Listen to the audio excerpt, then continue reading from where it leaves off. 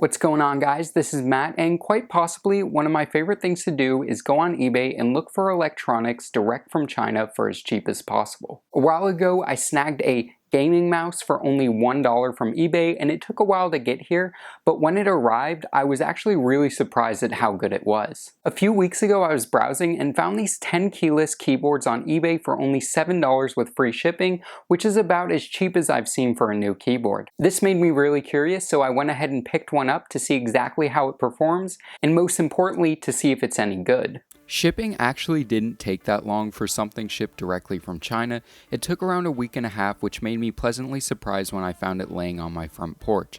The packaging it came in was super cheap, and the words on the outside were poorly translated. Just look at this last point under the feature section. It reads, "It accurately key system and quicken action of the key when touched with chocolate key feel more comfortable."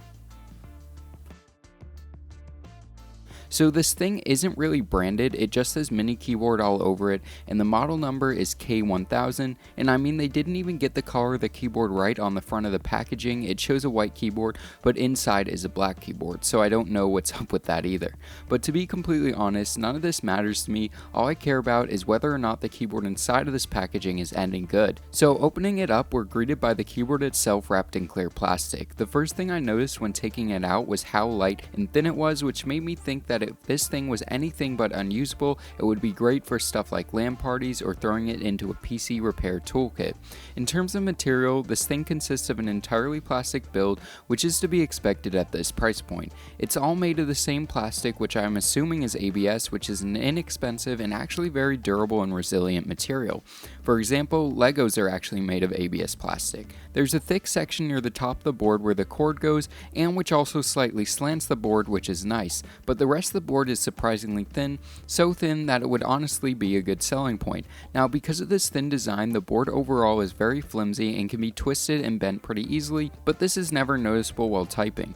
In terms of a cord, this has a 1 meter long rubberized USB cord that does the job perfectly fine and is exactly what I would have expected on a keyboard of this price. So let's get on to what is probably the only real disappointment of this keyboard's build quality, and that's the feet. These aren't rubber like you would find on most keyboards, and there are no flip out feet to elevate the board. Instead, this board has 4 extruded and textured hard plastic feet that do almost nothing for keeping the keyboard from sliding around. I mean, just look at how little force I have to apply to get this thing to slide. I find the keyboard sliding up ever so slightly when typing, which can be annoying and can cause me to have to reset it back to my normal, more comfortable typing position.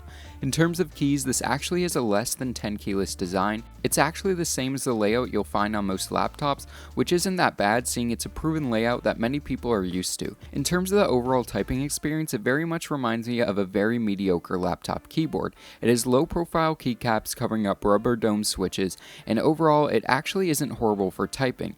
Now don't get me wrong, I won't be trading my mechanical keyboard for this thing, but it's not bad at all, and I've been typing this entire video script on it without a hiccup.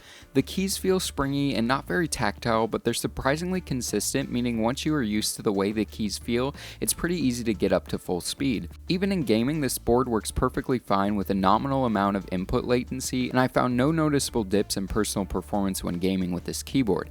Oh, and for those of you wondering what it sounds like, here's a quick typing test.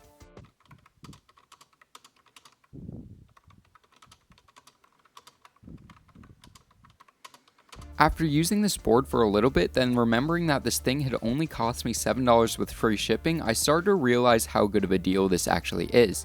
Going on Amazon, the cheapest keyboard I could find was about double the price of this and didn't seem to really offer much more in terms of features over this cheap little board. Overall, for $7, this is an incredible value for anyone looking for a new keyboard on an extreme budget or someone who just wants a spare keyboard that doesn't take up too much space. It honestly amazes me that a company is able to design, produce, package, and ship something like a USB keyboard for only $7. If I tried to ship anything this size from the US to China, it would cost exponentially more, which just increases my amazement. At the end of the day, you get what you pay for. This is a compact, mediocre membrane keyboard that works perfectly fine and doesn't break the bank. So yeah guys, I think this wraps this video up. I hope you guys enjoyed it. If you did, make sure to give this video a big thumbs up, as well as consider subscribing for more PC and tech related content in the future. And as always, this is Matt from Tech by Matt, signing out.